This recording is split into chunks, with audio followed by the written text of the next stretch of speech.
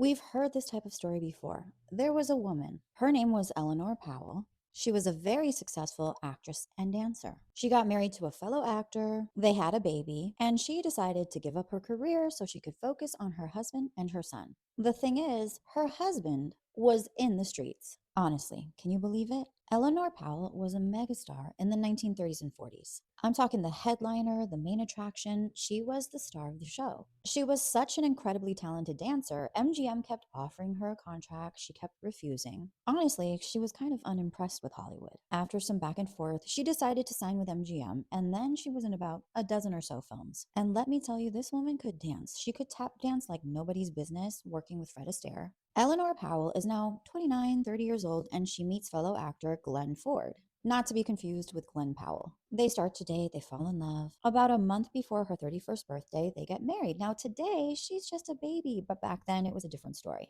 A year later, they have their only child, a son named Peter Ford. Everything appears to be peachy. They had photo shoots galore. But beneath the surface, Glenn was a lousy dad.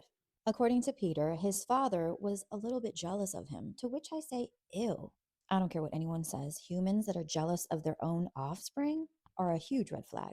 Even though they took photos to show how happy they were, they weren't. Why? Because Glenn was a low down, dirty, cheating head.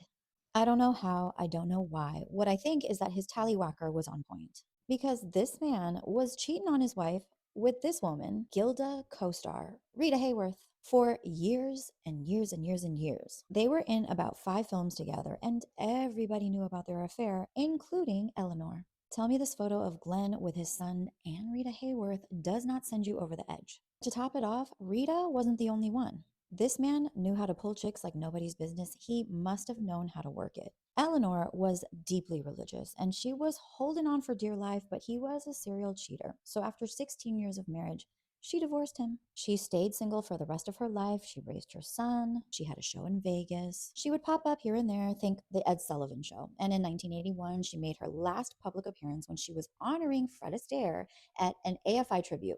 Sadly, in 1982, Eleanor Powell passed away of ovarian cancer. She was only 69. All I'm saying is, I'm sure she happily gave up everything for her family, but I'm sorry to say, I just don't get it.